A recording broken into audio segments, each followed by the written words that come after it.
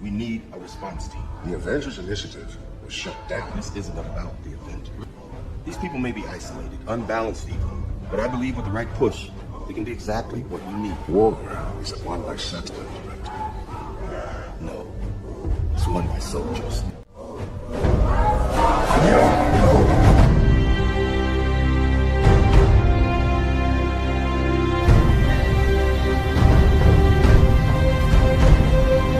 Right now, every single one of you out there, have a chance to be a part of the greatest organization the NFL has ever seen, the Dallas Cowboys. And you are fans of a championship football team. And what do? You blog. You blog so hard that you're running up and down the internet all night long. If it's 4 o'clock in the morning and you got to get another story out, you blog. You know why? Because you know more about your team than anybody else. There is 32 teams in the league. 32 teams. You expect them to know every team like you know yours? Wait, they don't. They don't. And how do you do this? You go to the Dallas Cowboys show, you get a blog, and you blog about the Cowboys. You blog all night long about the Cowboys. You tell people what they need to know about the Cowboys instead of letting people tell you. That's what you did all last year. No more.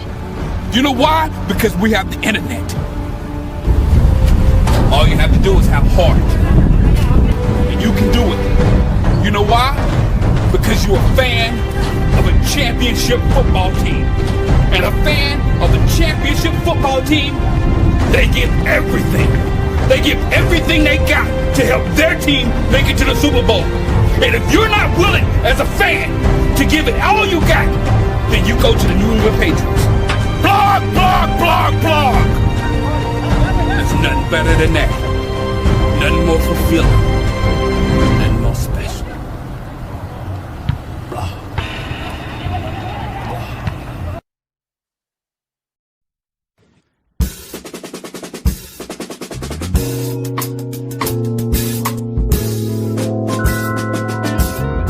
I'm in an emergency because the end is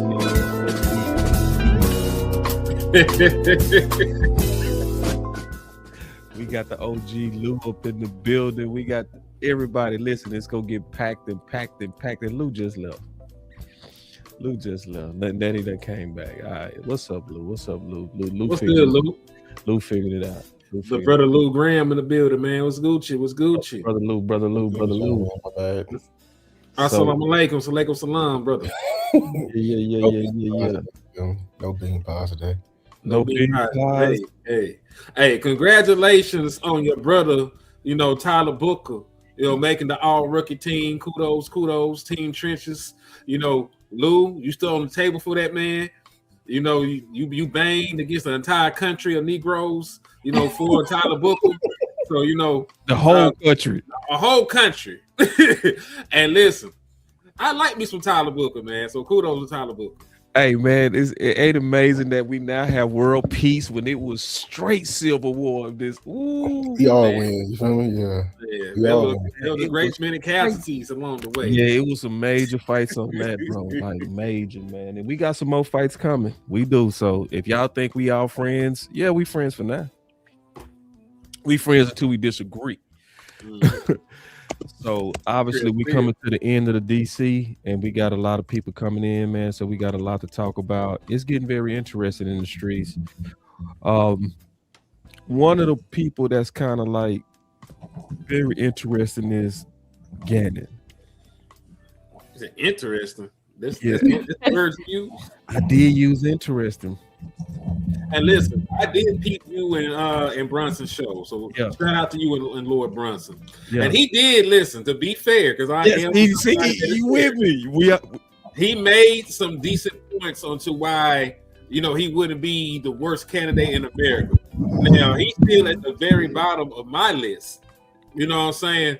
But he makes some compelling arguments. He's like, hey, he did a lot of things we disagreed with, but he generated a franchise record in 70 sacks with the Eagles, and he had some exotic stunt packages and things like that. And he made the argument he would unlock Donovan Izaraku.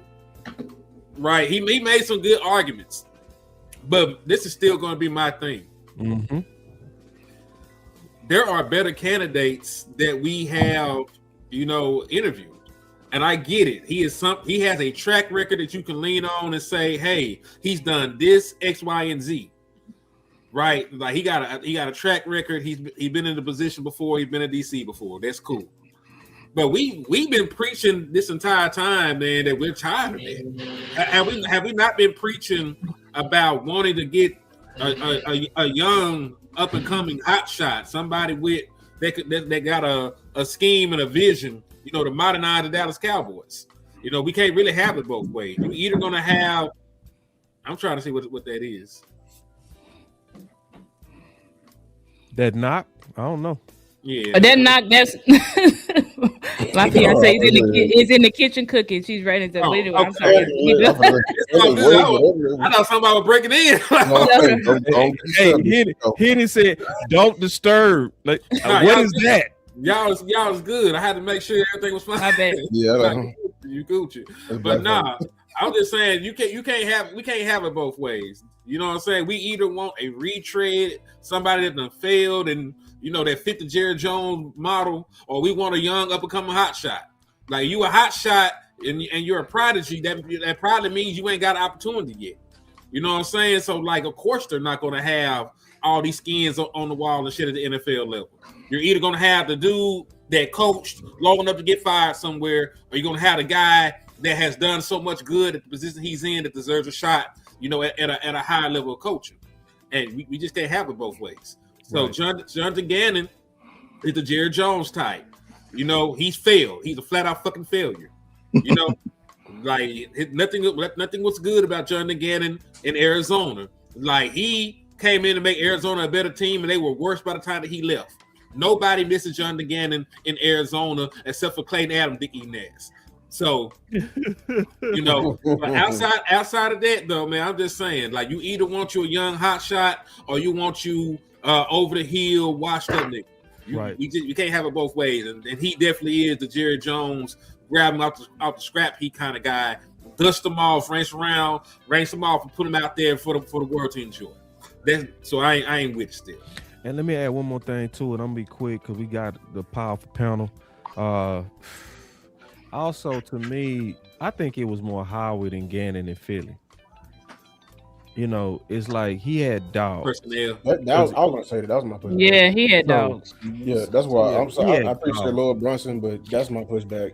You talking about multiply defensive line and Hassan Reddick, and you had Josh Sweat, and you had Fletcher Cox, who was still in his prime, and Milton Williams. Jalen Carter was there as a rookie that year too, wasn't it? Who? Was Jalen Carter there? Jalen Carter. You know what I'm saying? That's how. Yeah, I think that was that year. I think it might have been 2023. I could be a year off. That's how. It's still how. Because the one thing the pushback is like the clip I posted from DLS with the reporters, like they and Arizona. The one thing that they criticize on is like he's similar to like White Cotton. He loved to do that rotation of D line more, so we actually would see less of Quentin Williams. No, I'm sorry, and I appreciate what he did, with Jonathan Gannon, and pubbing him and everything like that. But we don't need a front seven multiplier. And if I did want one, I want Jim Schwartz. I don't want you. I don't. I want somebody who succeeded. You didn't succeed, and I'm not sure the other guy got an all-world player in what's the name of 9-5, but. I would take Jim Schwartz over you. I'm not taking you and Jim Schwartz blitz. You don't. I keep saying it, and I don't care if I'm superficial. You are tied to Eberflus. I don't want anything to do with that tree. No fruit in that tree at all. I'm good. I'll starve. Facts.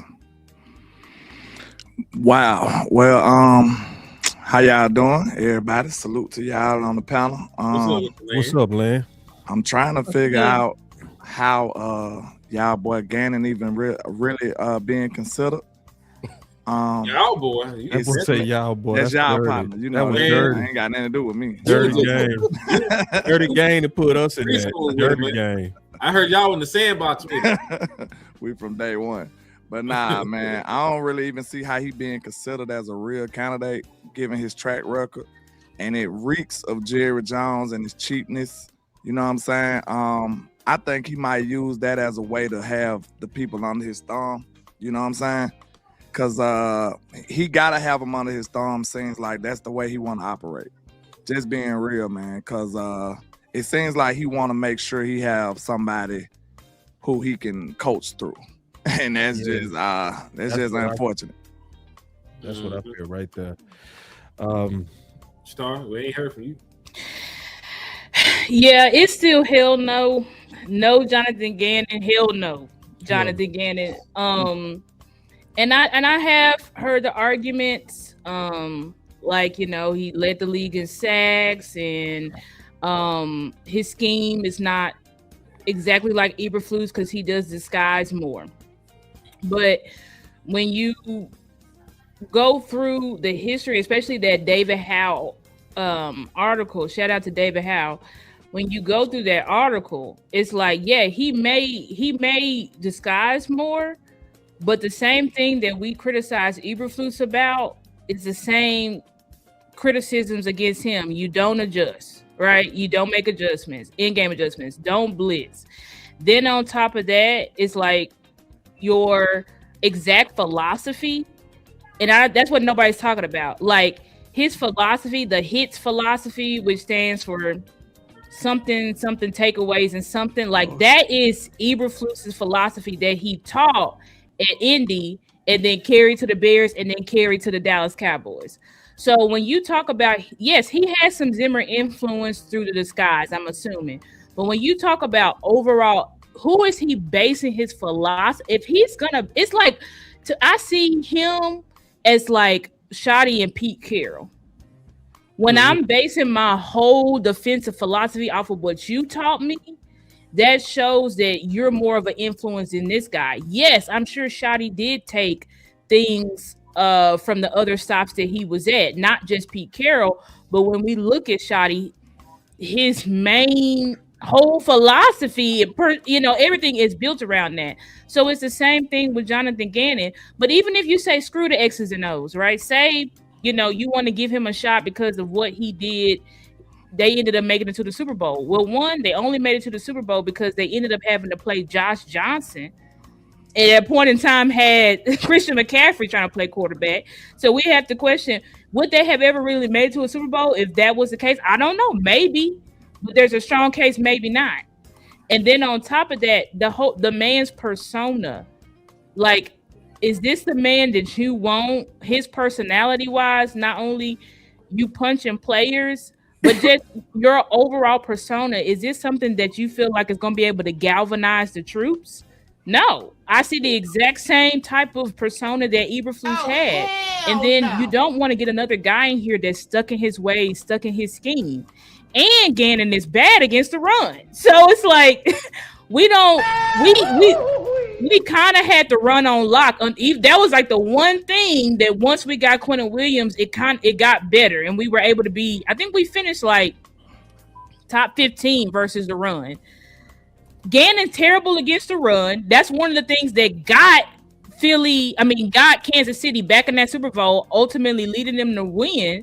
So it's just a no for me all across the board. Like, even if his X's and O's got better, his personality and his overall mindset, I feel like it's not what we need in Dallas. And then you talking about player development, I got to go back and watch because I don't know who Brunson's saying he developed, but I remember there were vet dogs on that line. Yeah.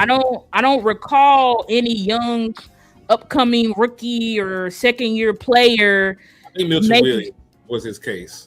Oh, okay, Milton Williams. Okay, well, I mean, I guess we give him Milton Williams, which is pretty good, but Milton Williams it's not like he a Pro Bowl or nothing like that. He's just he's a starter. So I guess we can give him that. But other than that, it's a no for me. And I do think we need somebody that's gonna help us on the back end considering that we have to rebuild our entire back end. So you probably need a specialist in the back end for your DC, considering that, like I said, you got to rebuild that shit from the ground up.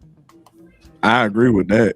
I think the emphasis might need to be on the back end, especially when you gave up, Trey, and then you depending on Ricky, Young Revel, and Deron Bland got to be coming back from injury. You know what I'm saying? The ACL boys.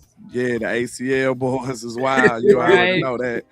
But yeah, man, we need somebody who, of the ilk of Al Harris, somebody who's a magician, who can work some magic on the back end. Like, I try to tell somebody, I just seen one of your comments said that Dak time running out, bro. Like, I hate to talk about that, but it's so true, bro. That's like true. I told y'all, I said, man, can't know if y'all can't guarantee me this ain't my best chance to win in the next 20 years, I ain't got time to play with y'all, bro. I don't got time to play. You feel me? Like, cause I really feel like we got a great quarterback, y'all, and that's half the battle. So we don't have time to play around with the last years he got. You know what I'm saying? Like, we need to get this right.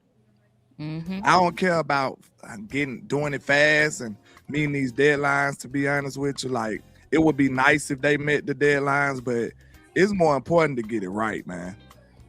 And I seen that report they was talking about these defensive coordinators want some stability. They want to be guaranteed that some job security. You know what I'm saying? And that's giving your reputation. You done had 4 different DCs in the last 4 years. Nobody respects that. Nobody want to move their family to Dallas for 1 year, and you playing around. Like, nah, so you need to make sure this hire is somebody who gonna be with you for the long haul, or at least somebody you can build with. If it's not like that, these people, like the good ones, ain't gonna want to come here. They gonna say they good. You know what I'm saying? And then especially if you talking about these upper echelon defensive coordinators that actually got some head coaching opportunities, like Flores and the guy from Atlanta. It's Raheem Morris. Yeah, Morris. Mm-hmm. Like them type of guys like that, they got actual people that's trying to get them as head coaches. Like, they not finna come for no little money or for without no job security. So these are the things, these are the problems that we built over our time, given our reputation. And that's all on the Joneses. Like, we got to figure out how we can convince these people. And given the stuff I just said, I would be surprised if it's not a young coach now, because you're going to have to get somebody, you're going to have to get a young coach that you can just say, it's either going to be a young coach or a homeboy. What you think, Star? Yeah, I agree. I think that's exactly what's going to be. It's going to be a young coach, because when we look at the demographic of these coaches, nobody is over 50 years old. So it's clear that Shotty, he want him a upcoming hot, right? He want nobody. He want him an upcoming hot shot. That he also feels like he will stay here and kind of build some longevity. The only issue is when you get the former head coaches, they're always got 1 foot in, 1 foot out, which meaning, like, I'm just trying to do my best here so that I can get my next head coaching job. And I do understand that if somebody just automatically gets a next, seen as a head coaching candidate, that had to mean that, damn, your defense was pretty good. True. But at the same time, I feel like we need multiple cracks at it. You know what I'm saying? Like, I think what I'm saying is we need stability. And so I feel like that's probably why Shotty is trying to steer away from I'm a former head coach, because it's like, let me bring somebody that I know these are upcoming guys, and in a couple years they probably will be head coach candidates. But right now I feel like they'll want to stay and be more stable with us compared to I'm just trying to get my next head coaching job. And also, I think somebody pointed out that, I forgot who it was, but they were like, you got to think as well. I think it was Amp. Shout out to Amp.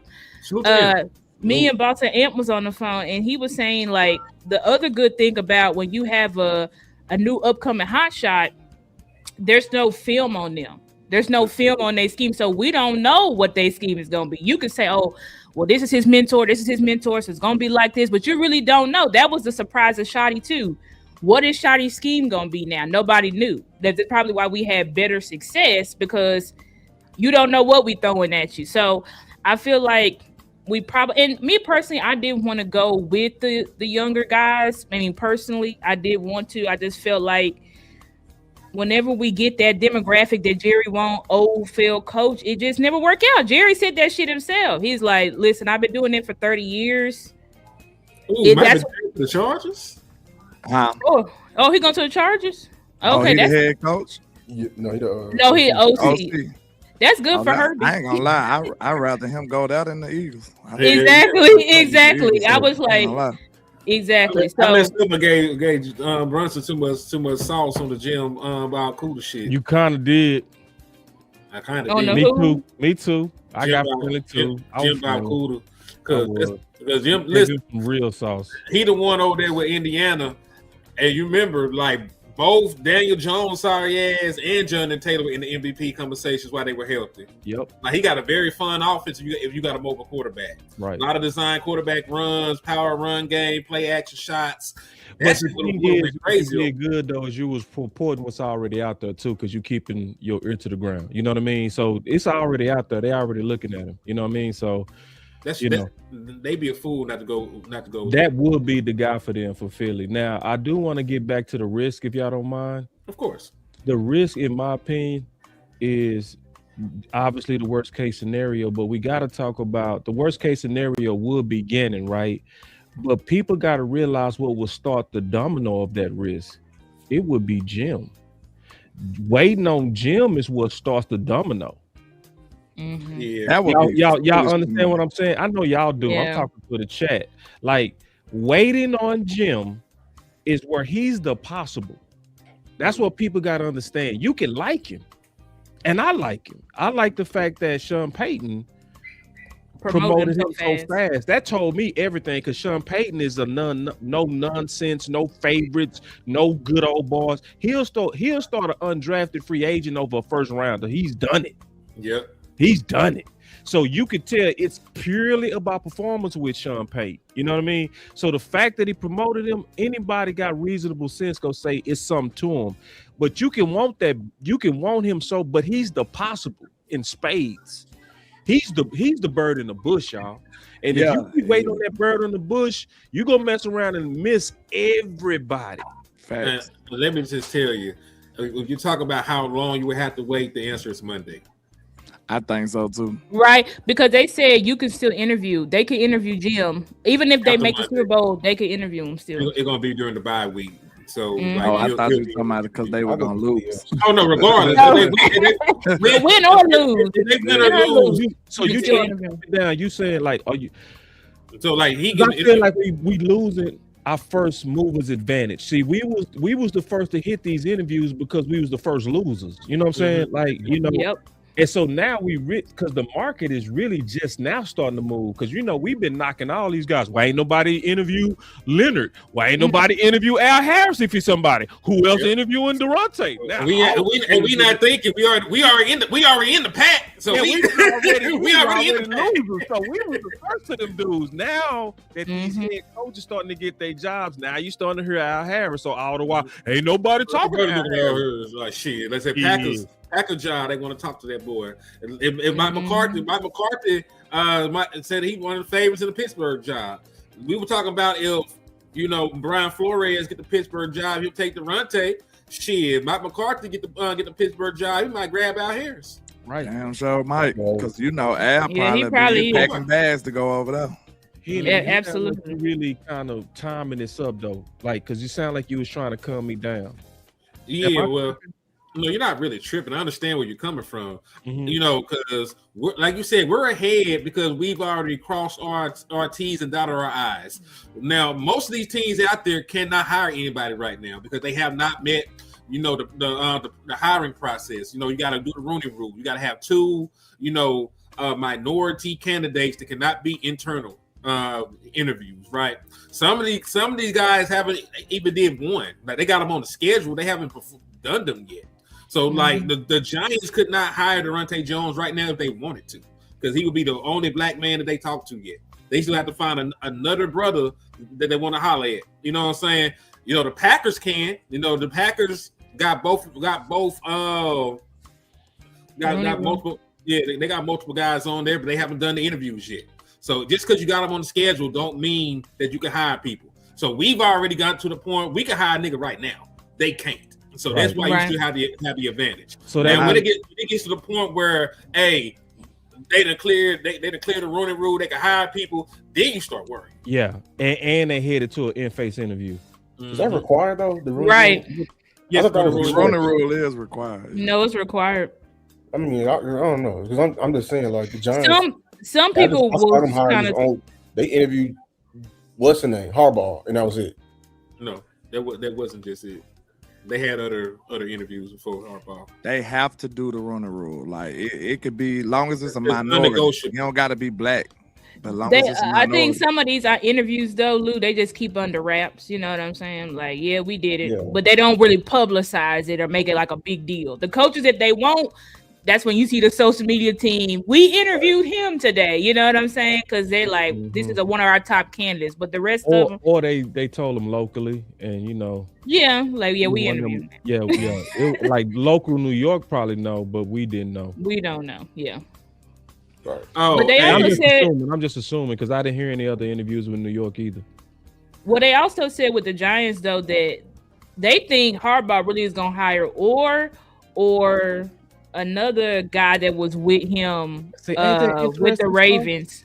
Yeah. Because remember when I had O'Bo on, he said if O was worth his star, wouldn't Harbaugh be talking to him? He said wouldn't. But they saying right now Harbaugh is expected that it's either going to be or another guy that was with the Ravens as well that Harbaugh thinking about bringing over. Oh man, see, what would that say if they pick over Jim Leonhard and Daronte? Man, we got one. We had one of them boys in the building. Preference and familiarity because preference and familiarity. Harbaugh is very strict on his coordinators, and he wants coordinators that he's familiar with. Yeah. The reason why he got let go from the Ravens because he refused to let go of Todd Monken. So I got a question for he's very go ahead. No, I thought you were done. My fault. No, you good. I'm done. You can go. I was just about to say I got a question for the panel. How does this make sense for the Cowboys to be waiting on Leonhard or Leonhard, however they want to pronounce it, if he's not even the top candidate? He's not our top candidate. He's not the league's top candidate. I'm saying as coordinator. He might be love, bro. Like, why? He might be the Dallas Cowboys top candidate. I mean, you got Flores out there. He might be finna get a head coaching job, but you got Swartz out there. You got other people who deserve that type of respect that you ain't even interviewed. Really, Sean McDermott too. You're gonna talk about people. You ain't even interviewed him either. So, but you got the nerve to be waiting on him. That's just me. Let me play this clip to your point, if you don't mind.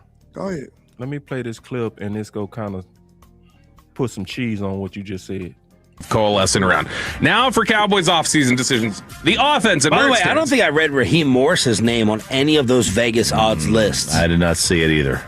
I think the Cowboys did not get good feedback about him when they asked around. I don't think that they got encouraging. Why don't you do your own feedback? That's how you determine who you want. Man, can we clap it up for RJ right there? Why don't you do your own feedback? See, man, hold on. I got a clap button there. I'm gonna find one if I don't. Do your own interview.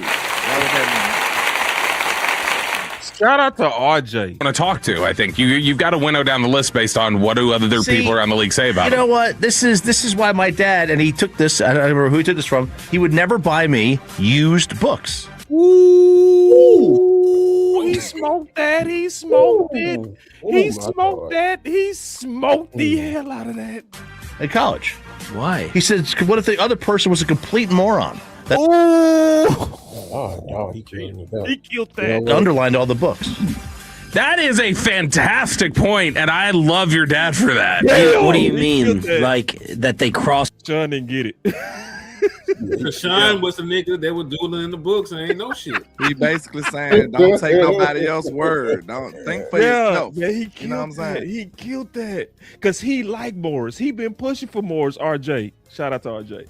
Is that what you should be reading? You know how like people will highlight, they're underline stressing stuff? what they think is important. Yeah, he goes, "What if that person's a complete idiot?" You naturally end up reading the stress and emphasis of somebody who's dumb. I love that thought process. Actually, where did he either got that from somewhere or he's I don't know a where genius. he got it from. But it's like, He wasn't a genius. You take. I love you, Ralph. You take the information somebody gives you, but you still talk to them. You still interview them. Yeah. Even if they say, "Nah, this guy's tough to work with." Right. Well, maybe that person that told how do you you that. start?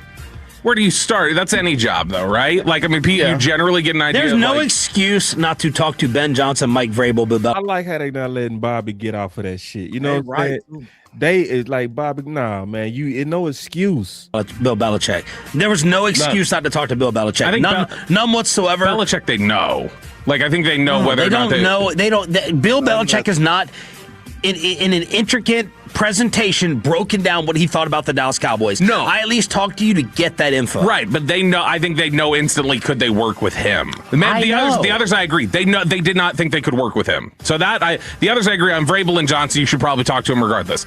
But Belichick, like, he was a GM they dealt with in trade discussions and free agent stuff for years. I think they probably knew, like, we don't match. And then Belichick may have felt like we don't match. I don't know. Well, if you have an opportunity to sit down for 3 hours with maybe the greatest football mind of all time, you just do it. You just take the 3 hours. You take the 3 hours and learn about yourself. Kellen Moore, they interviewed Kellen Moore for the job. They didn't want him sitting around. Now for Cowboys offseason. We got it. I love that too. You need to get your own opinion Get your of own somebody. opinion. Because the way I operate in life, I do this in life. Like, I can hear whatever about you. You know what I'm saying? I ain't gonna say I'm gonna just disregard everything, but I'm gonna let you prove that to me. You know what I'm saying? Like, I'm gonna let you prove it to me. Because you might not try me like you tried to other people. You know what I'm saying? You might not come to me like that. So you should give everybody a blank slate. You know what I'm saying? Unless you got some people that you really, really trust that then told you, hey man, this and that. You know what I'm saying?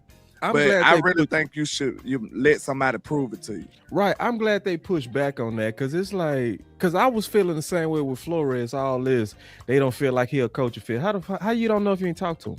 Do you see what that trend is though? Yeah, I see the trend. I'm a man of patterns, man. Okay. I see the trend. Do you see the trend? That's all we got to do. If you know, you know. You see the trend. Yeah, there's a big, loud. They all the same color as landlord feet. Even there, all the same price tag too. That's what it sounds. I like. think it's the price tag. Oh, hold on, wait. I got a curveball that hit at start. This curveball go rock you, girl, and I love you. It rocked me. Watch this curveball, cause it ain't the money. I was saying all day. I saw that. You know where I'm going, man. Watch this. This messed me up when I saw this. Hold on, watch this. Guess who they paid? Oh, okay, yeah, you right. I said that in the chat. Yeah, the DC Fools played Evil Flus. They had Evil Flus number 2. Second highest paid DC. So it's not even the money. It's not I used even to the say money. that. I used to say that. So I won't say that either because think about it. If Leonhard or Leonhard, whatever his name is, if he comes here, he's not gonna be cheap. right. You already see he acting like he the Sadiddy girl right now. Like he don't gotta talk to y'all right now. You know what I'm saying? He'll holler at y'all later. You waiting on him. He's not waiting on you. I mean, to be fair, yeah, he has no choice. Hold on. They got us with 90 likes. He got no choice but what now? It's over. I mean, I know, you know what I mean though. Like he got options. I think we can honestly say that he got options. Yeah, Mm-hmm. he got options for sure. But it's like, considering this, yeah, it's definitely not about the money because these assistant coaches is cheap as hell. That's what I was saying. I was like, $2 to $4 to $5 million is nothing to Jerry. So he'll pay that. So that's why I feel like the DCs that don't want to, they trying to say, oh, they not a culture fit or I don't even know where they even. It's feeling What weird. is our culture? Shit, Yep, I yeah. want to know that. And it's feeling weird. We heard something. It's culture. It's like Al Harris. What they say with Al Harris? He was soft on players. It's like right. It's like where is these hit jobs? And it's only like Dallas Cowboys media that's saying this stuff. So it's like, where is this coming from? That Raheem Morris is a problem. Like one what? One of the nicest guys in the NFL. Exactly. Like you know, he is not problematic, but Raheem Morris is a problem. Literally. Like I could see Flores because he come from the Belichick tree, no nonsense. You know, he was right about all that shit. So you know, I could see that, but Raheem Morris, like that's whatever they represent is the opposite of what the Cowboys want, and it don't even. You know how used to be like people would be like you remember like gangbanging days or whatever. They'd be like, what set you claim? Then they'll try to figure out what set you is before they say what set they, like whatever you is, they that. That's whatever they represent, bro. That's the opposite, the antithesis of what the Cowboys want. Cause it don't make sense to me, bro. Like y'all don't. This the problem right here. The problem is they don't even want an interview. Right. Like you can say all the stuff you want, like, okay, not a culture fit. How you know all of this information without an interview? That right there let me know that you full of shit. I'm sorry. Like, right. If you ain't got an interview, you don't know all of this stuff. Right. You get an interview in person to figure it out. But and now, it's like y'all got all the answers on these two candidates all of a sudden. For some reason, y'all know everything you need to know about these two guys. Right. But y'all got to bring everybody else in to help. Al Harris, too. He got done bad.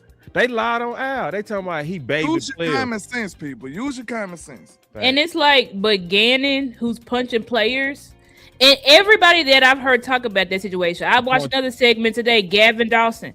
He was like, you got to watch it. Even I don't agree with a lot of stuff Gavin say, but he was like, listen, you have to take that type of stuff seriously.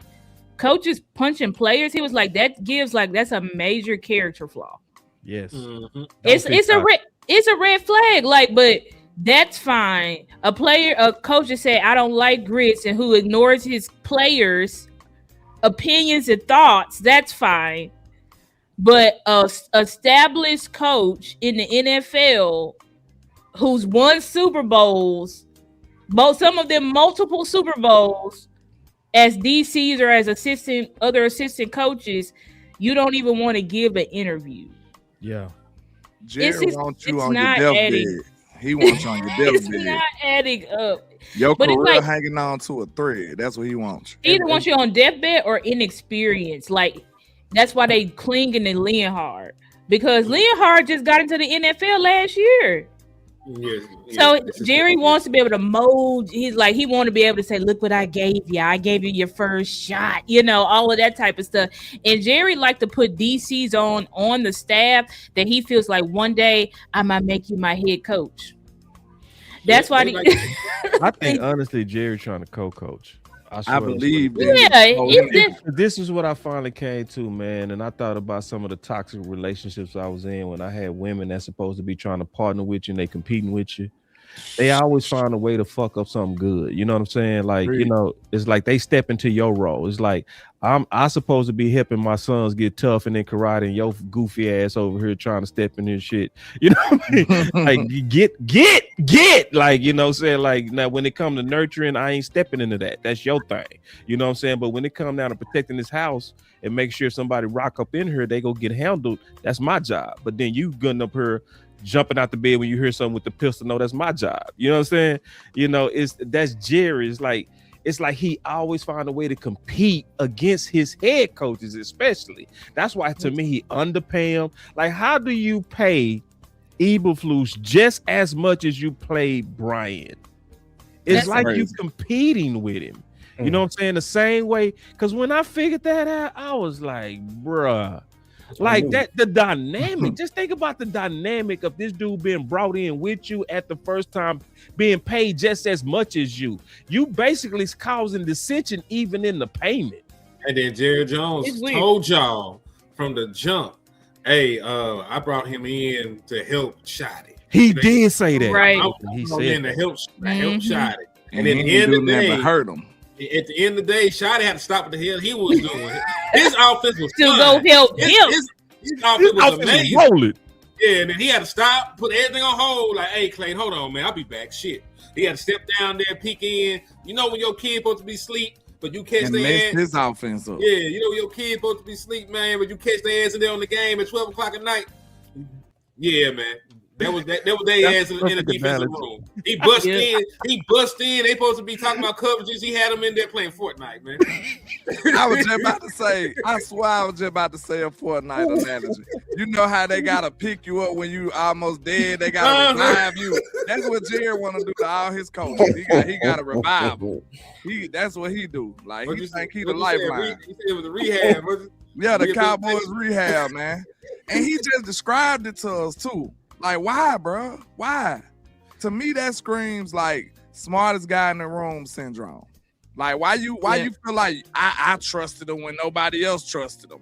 Like, why you feel like you gotta prove that all the time? To me, that just screams some insecurity. Man. Insecure. Yeah. It's like you paid. It's like you paid to be a coach instead of working your way up. Right. You bought it so you can push your influence down. Right. He living vicariously, what that word is. Yeah, he living with this word. What that word is, man. Vicariously. Yeah, he living vicariously through these coaches, and it's just the fact that he did the same thing with Mike McCarthy and Dan Quinn. Yep. You was basically paying them the same amount of money. Then that's against each other. And he does that shit on purpose. One, because it creates controversy, clicks, and views. But two, because he wants it that way. Like, he wants everybody, and that's what's preventing like that true symbiotic relationship or true we aligned from the top down, because Jerry likes to have things in place that create dissension. Mm-hmm. And it's like, how we gonna win a Super Bowl when you trying to make it to where your head coach got to look over his shoulder like, okay, this guy's trying to take my job. You know what I'm saying? Like, how I'm supposed to coach like that? Like, shout out to Andrew though. How you know he co-coaching? Because he was a.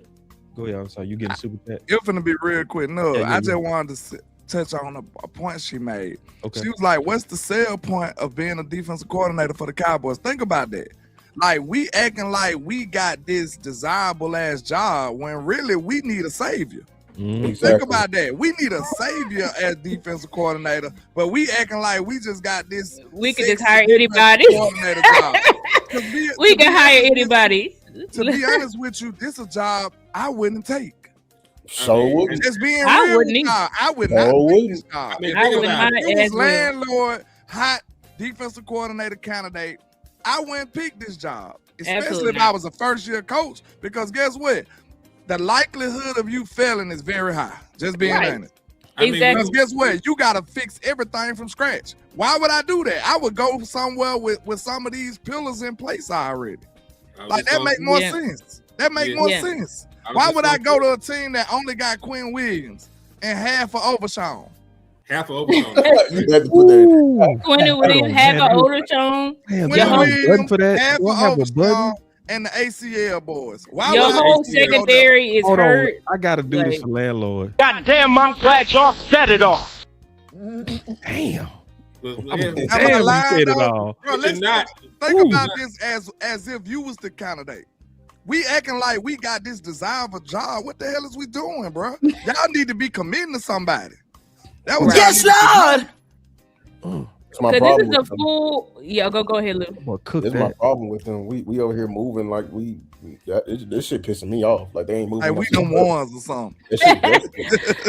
We got the worst defense in the league. Like, this is a full project. When you say you want to come coach here, it's like, that's why you need the best teachers possible. This is why we say bring Daronte in here. We need somebody that we know can coach lesser talent and get them to play up, get them to play at an elite level.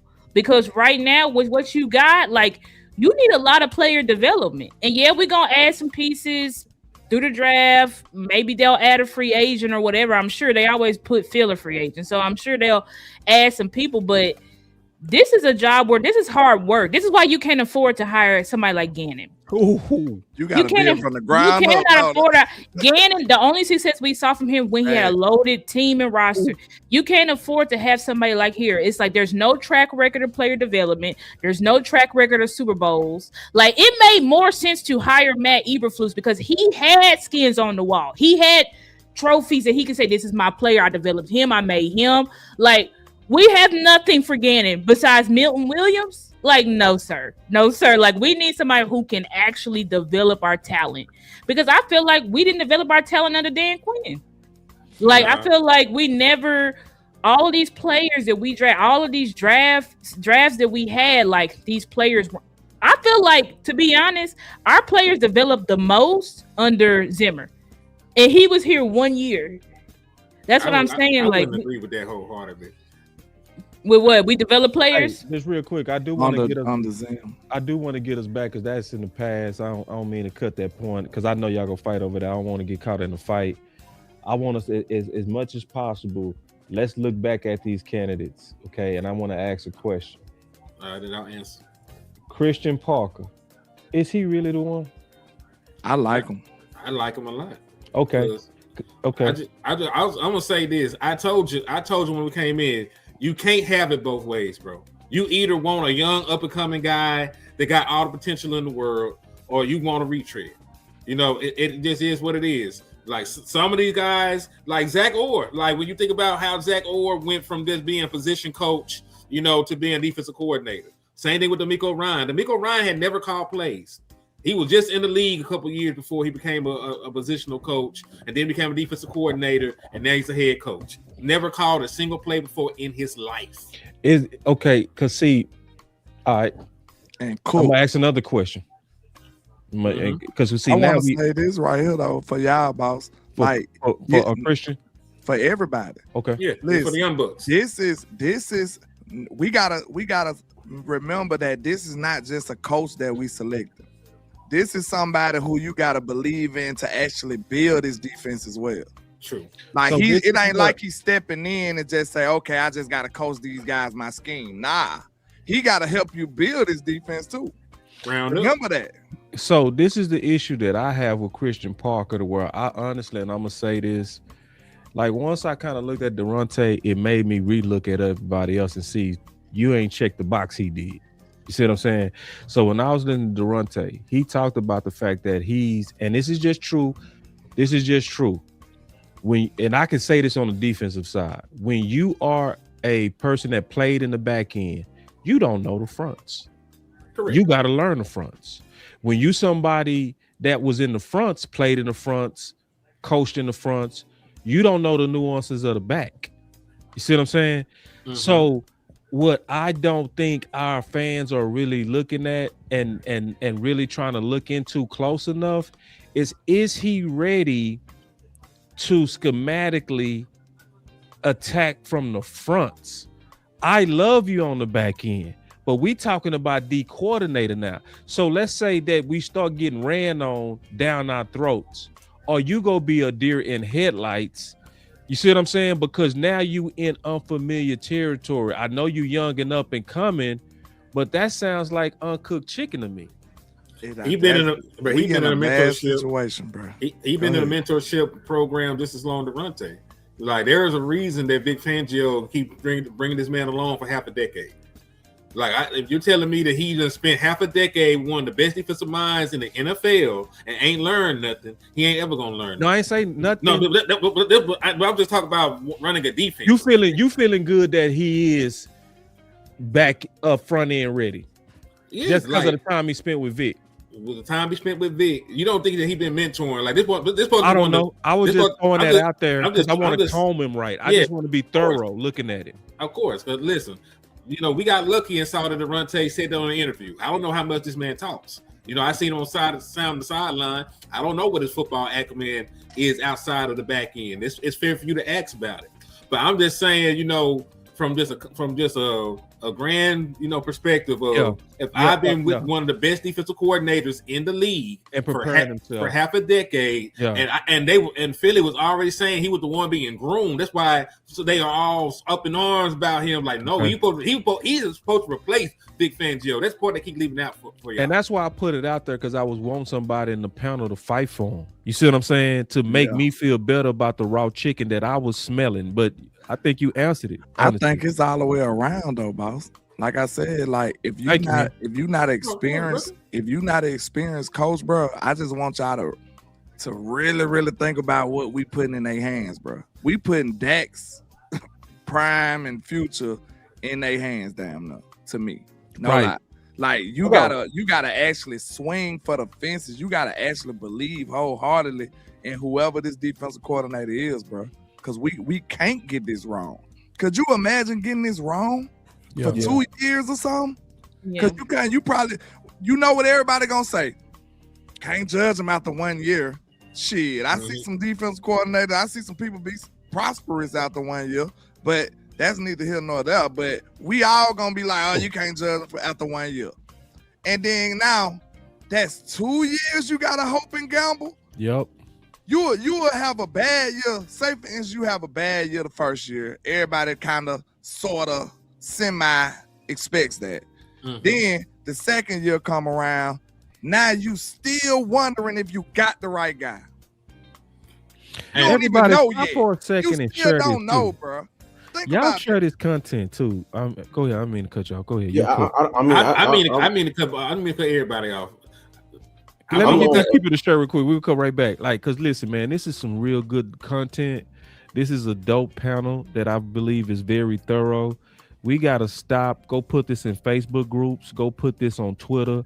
Like, do our part right now, because now we starting to really compare these guys. Honestly, I think you did a wonderful job of talking me into front end knowledge on Parker. Thanks. Great job, because I didn't know if anybody's gonna be able to do it. I think you did it here. Is Jim raw chicken? I'm gonna let Lou take this one. If you ain't got no experience, you raw chicken. Then that Parker raw chicken. All of them are. I was gonna say Parker's raw chicken to me. Everybody raw chicken. My thing with Parker, just briefly, I think he's a multiplier of talent. You like the one thing I have, because when people crown him, like I get a little bit eerie because people was downing and shitting on Al Harris when Al Harris did it better. So, and with everybody. Like, Lou, you know he didn't fit the culture. Al Harris is developing everyone in that room. Christian Parker is only multiplying already highly talented, prospects coming out. We knew Patrick Surtain was going to be something. We knew Quinyon Mitchell had a little something. We knew had Cooper DeJean a little something. What about everybody else in the room? What I'm looking at in Chicago, I'm seeing Al Harris literally have the gold Midas touch. He has revived. What's that safety career that was just shine right? Kevin Byard. Kevin Byard. I'm seeing revivals happen under him, like actual development, like actual the ball taken away from the entire team, not just individual player success. So I do have problems. I do have issues with that. Even with you being a teacher, be honest with you, because when I look at your trophy wall, it's not enough. Now let me get to Jim. Yes, I think Jim is raw chicken. I know people love to bring up his DC experience at Wisconsin and love to bring up, that he's, I love the fact that he's elevated quickly. I think he need to cook a little bit more. I don't think he know all the nuances of the defense. I can firmly sit here and say, and I'll argue with everybody, you don't know what he gonna run in this NFL, because the shit he was running at Wisconsin, one, it was years ago, and two, it ain't gonna work in the NFL. And then what he's doing now, we claim he's all disguised. Man, Vance Joseph ain't disguising a damn thing. They lining up and beating your ass. And the lowest disguise rate in the league is Denver. You said what? I said the lowest disguise rate in the entire league is Denver, to echo what you're saying. Yeah, and they got dogs up front. They got dogs on their defense. They got actual names and money committed to their defense. They ain't effing around in Denver. We know. Boss, let me ask y'all a question about Denver defense for the people, because I think they need to know this. Are y'all insinuating that with them having the least amount of disguises, are they basically living off of talent? That what y'all implying? We're saying that they got one of the most gangster pass rushers in the league. You don't have to hide shit. Right. Okay. I'm not fighting y'all. I'm just trying to clarify. They have multiple. They have multiple all pros. They have Nick Bonito is an all pro, and then just this year Zach Allen. And I all pro. So they have multiple pros. So we don't have any of these things, but go ahead. Exactly. Like, They're like that's the point. The Broncos are like the Texans to me. Like, yes, well said. The talent is just elite through the roof, so they really don't gotta disguise and blitz much because you have the talent. That's the issue here in Dallas. Like, are you gonna have all pro corners, all pro linebacker, all pro edge, all pro D tackles. Like, the only thing I can guarantee is an all pro defensive tackle. Right, that's all we can guarantee. Exactly. So we gotta build the rest from the ground up, and we do. I mean, shout out to Jim. He did have top defenses in Wisconsin. But it's like, well, what is the context of that? Who was he going against? Like, we don't know. It's just like Kellen Moore. He was amazing. He's still the most winningest coach. I mean, player. Right. But it's like, but look at what they was doing. Look at who they was playing. You understand what I'm saying? So I think we just have to add context. And when I speak about, I said Christian, I like Christian, and of course I'm gonna take him over Ganon any day, absolutely. But I didn't, even considering everything, I still could not put Christian in my top 7 candidates because one is like he haven't called plays in no level. Like, even if you call plays at high school, it's like you still call plays. Like, you ain't called plays at no level. Your stint in the NFL has been under one guy pretty much your whole time. And then on top of that, as Lou said, your development was already of guys who were projected to be top talent. So it makes me wonder, okay, well, to me, he more so made sure that this top talent continue to develop in the NFL or make sure their progression was like on track. Basically, it's like he managed the progression. But I'm like, can you teach a corner from the ground up? Like, can you go to Carson and say, hey, this is wrong, your eyes are wrong, your feet are wrong, this is what you need to do? Can you do that? I don't know if you can break down a player and be able to get every corner, everybody in your secondary to understand these complex things. Like, I don't know. I know you're coaching for Fangio, who is a hell of a coach, one of the best defensive minds in the NFL. But I still think, do you want to really put your this defense that needs a savior, as Landlord said, do you want to put that in the hands of Christian Parker? I just feel, and I do think he's a good coach. I just feel like it may be a little bit overwhelming for him. I ain't gonna like lie. You have to load him up with supporting cast, in my opinion. Like, he's got to have a killer supporting cast. They do that BS right there, boy. We got a march. Any land. We got a march. Any land podcast. Landlord know what I'm talking about. Henny made me feel better about the timing. He made me feel better about the time, and I think we still ahead. I was starting to panic a little bit, being honest. You only gotta wait, because listen, I know it don't seem like it, but it's already the 20th of January. This is how the year be going by so fast. The first month of the year is almost over with. You can interview this motherfucker as soon as the 26th.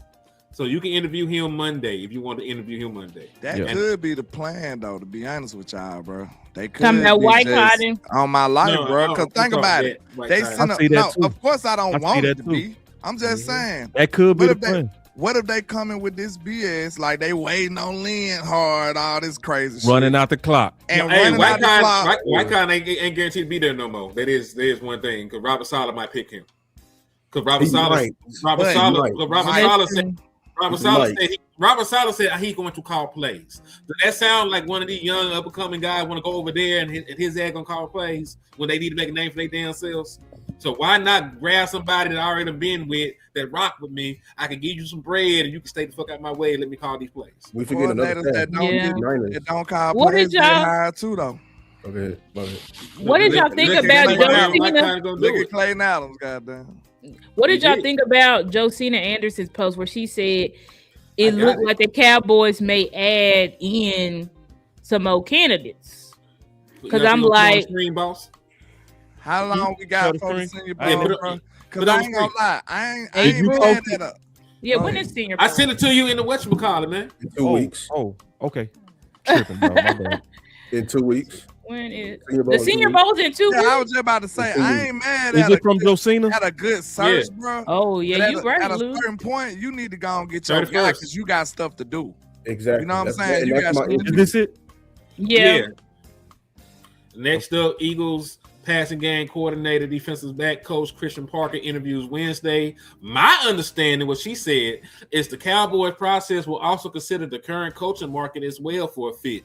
with new additions to the carousel after the latest firings. Sound like, hey, we know I talked about it. And listen, we haven't even talked about no college people. Like NCAA is over with. Like if they wanted to go talk to the top college guys, like, hey, Star, you like Matt Patricia? I sure do. He my number one. That's what I said. Give him a call. Like, what are y'all doing? And it's like, so I was just gonna say, like, there's Matt Patricia. You know, there's Wink Martindale down there. Yeah, Wink over there. There's the defensive coordinators from Miami and Indiana. Mm-hmm. Yeah, who had two of the top defenses in the league. Now listen, there's nothing different from you know, like if you wanted to talk about guys like that, or Sean McDermott, who just got fired, who he called the defense for the Buffalo Bills the last 3 years. So it's not like he's out of practice. So like there are other names that they could at least call and ask them, you know, what their favorite color is. Right. They gotta commit, man. And I just feel like they could be more. That's the only thing. Like the Dallas Cowboys, like, yeah, I know everybody. Well, they interviewed 9 people. I'm like, yeah, but there's still plenty of other people they really could interview that they haven't even talked to, haven't even given a call. So that's why it's like you really don't have to necessarily rush it. But it's like if you're not gonna interview nobody else, you need to rush it. But if you're really like, no, I still got other qualified candidates that I want to interview, then I do feel like you do have time. But if it's between these 4 candidates, like they keep putting out, it's between Leonhard, Daronte, Christian Parker, or Ganon, then yeah, you need to make the decision now. I mean, between them, let's be honest, like I want to be fair, you know, but Daronte on paper is probably the best candidate out of the people that we've talked to. You know, and he's very melanated, so that scares me. I know the Dallas Cowboys. We ain't had. No, they ain't said shit about him, man. It's just now starting to be noise about him, it's starting to pick up, which is disgusting. It's disgusting because listen, bro, you can't even halfway start looking at Daronte and don't figure out real quick he the best one. He the best one. Yeah. Like I'm trying to leave my bias out of it because I already have a bias toward Daronte because I like him. Because you know, because I'm trying to be fair to Christian Parker. I'm trying to be fair to Jim Leonhard and let them finish the process, but I feel like Daronte probably the one because he checks all the boxes for me personally. You know, he's been in the Big Brother program for a prolonged period of time with Brian Flores. You know, he has defensive coaching background. You know, dating back to LSU when he was with the DC over there. DC called plays for a year. You know. And when you talk about the coaching tree, like why would you not want to get a piece of fruit from Brian Flores' coaching tree? And it's one of the most exotic, aggressive defenses in national football. Exactly, that's it right there. And listen, if you don't like Brian Flores, man, he's tough to work with. All right, but hell, this is Brian Flores Jr. You know what I'm saying? This is little brother right here. Go get the little brother if you scared of big brother. Little brother, you know. They got different daddies, you know. Little brother talk proper and wear collar shirts. You know, he got some good hair. Yeah, big brother from the trap. You know what I'm saying? He got six baby mamas and 6 charges. So you know, I need to fight somebody because everybody's scared to fight me. Like ain't nobody gonna fight me on Daronte. Like I need somebody to fight on this. Nobody gonna fight over what's right. You know what I'm saying? Right? We're not gonna. No, we did exactly. Yeah, we like Daronte. I sense that landlord got some fight in him, man. I got that Jerry mixtape dropping. That Cases and Baby Mamas coming soon. my thing is though, is he raw chicken? Yes. If he has never called plays or never been a DC in the league, he's raw. Yes. That's just the actual definition. He's raw. But like I said, the thing that people got to realize is. You gotta be so sold on the guy. Hell no! You gotta be so sold on the guy. I don't think he raw either. How you gonna be raw? You can't be raw if you never done it before. He has. I think he has. I think he has a lot more power than y'all give him credit for. You I like swear the to God. nigga. Man, listen, man. Listen, It's certain It's things. not like that. It's not like that here, bro. If you You never gotta drove let a us car, make he the ain't case, never dog. called- he ain't We never gotta called make the you case, before. dog. You gotta let. If you go never drove first, a car Luke. before, are you a driver? Would you trust that That driver? part you right. That part you right. He yeah. ain't. I'm just going by I'm the just That saying. part you right, but That's Yeah. wrong. we gotta. Never but done it y'all, before. you pushing, He but we gotta is be able to wrong. push back. But Y'all that is- bullying right now. I'm Y'all just saying being that's some wrong bullies. Y'all acting like team weapons and shit. We are team weapons, nigga. Cause Yeah, like, we y'all walk- doing all We the walked in talking. here. Y'all We ain't walked getting in here no- with the y'all ain't choppers. getting no We walked in replies, with the bro. choppers, man. No, you know what I'm saying? This is team weaponish kind of behavior, dog. This is You know bullying. how we do. We know how we do. I see how y'all do, bro. Y'all just Go ahead, brother. Go ahead, make your Niggas. Go case. ahead. Yeah, I do want to hear it. I do want to Go hear it. ahead. Go ahead. You talking all right. me? So Oh, oh. no, Ain't you one of go, y'all Luke, that wanna make Luke, the Luke case. go, and then I go. You I'll were make hitting the up for case on why dramatic he not calls. Go raw. ahead, go for it. Little big time Okay, show so in the he chat, not man. raw Look chicken, the big bro. time, man. This Look is the why big he time. not like he raw chicken, but he the closest to cook. I say it like that, where we meet in the middle. I'm gonna So- leave you alone with that.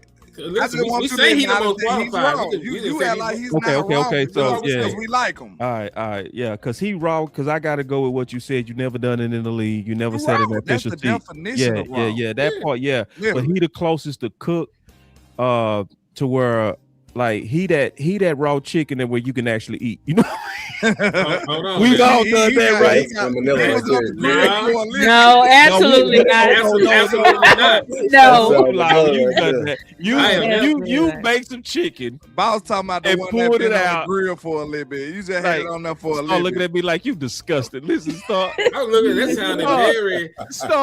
Don't tell Uh-uh. me you ain't never had some chicken on the grill, right? And then looked at it and say, it's not quite right, but you took a little piece off of You it. gotta test it. You gotta test it out. Okay, Right. I see what you're saying. It's I see hot what you're saying. enough. It's hot enough. It's hot enough. And I just Right. Yeah. I Yeah. get what you're saying. I get what you're saying.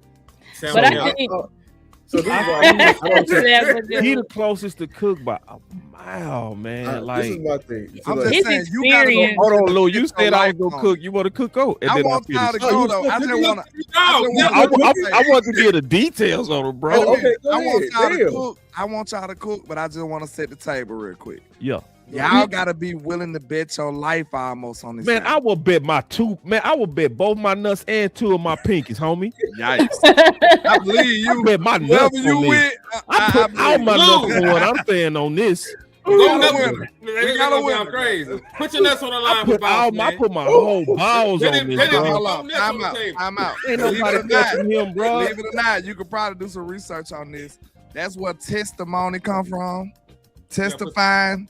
Put the Your balls balls on. used to be on the line back in Man, them put my prehistoric balls on days. this, You know bro. what I'm saying? Hey, your lineage on the line. Man, put Real my Game fingers of on this Thrones and my toes on this. Cause see, listen, bro. I was listening at first. Real.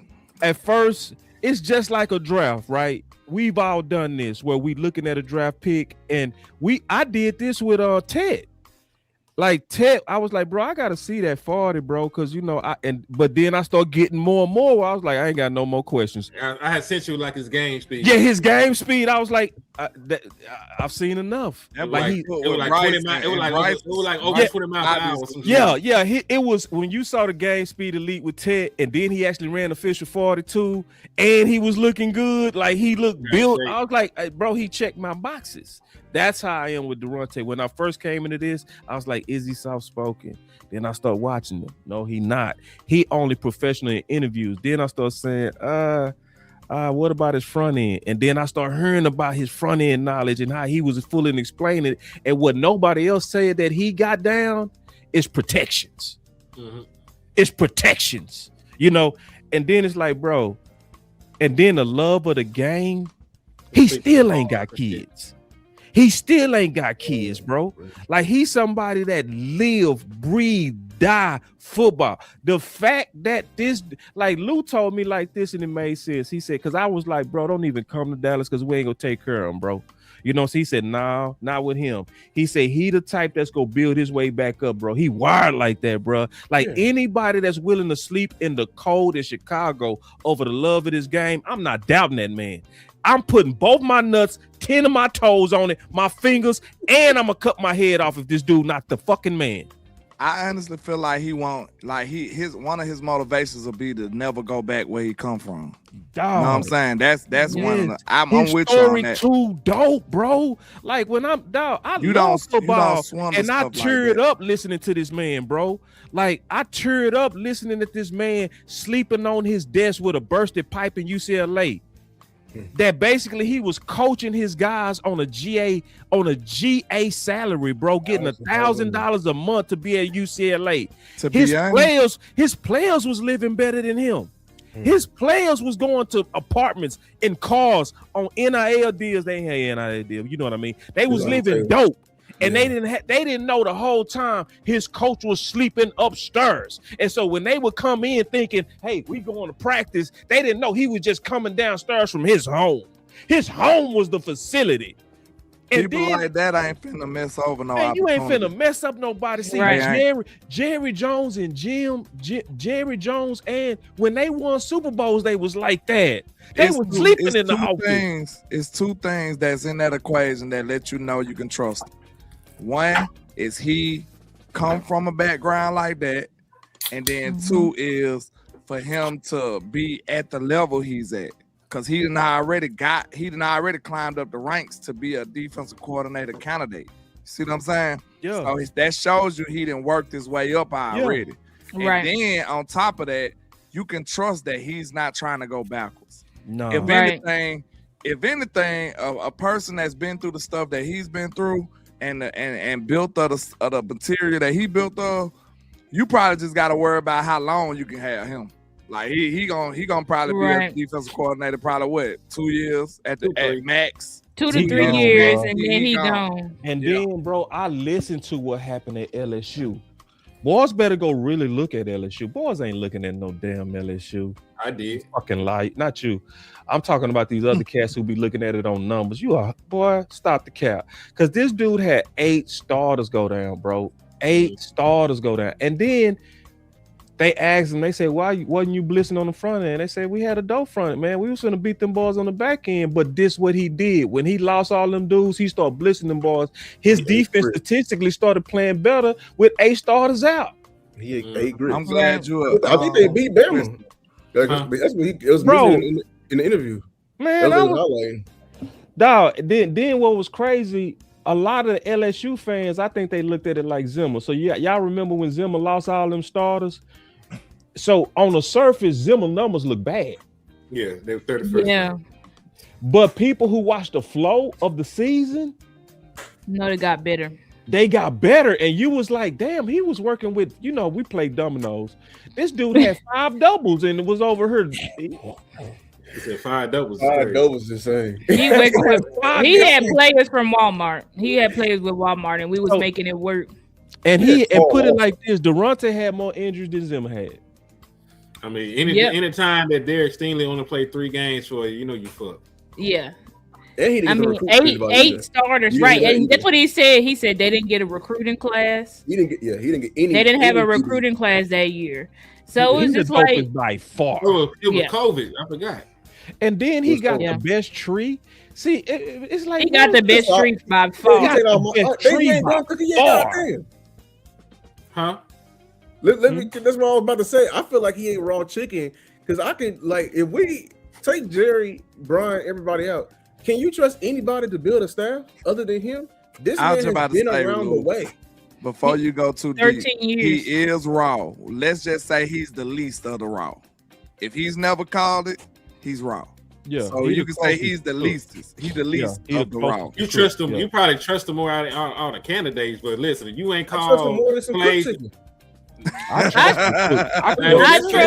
do trust him more than I do too. I think you trust him because his ability to develop. I think his ability to develop and teach. What he said he told that story about with his freshman when he was teaching high school. He's like, my freshman, we were 32nd. We were 32nd. He said, then the next year, then we moved up to like 15. Mid.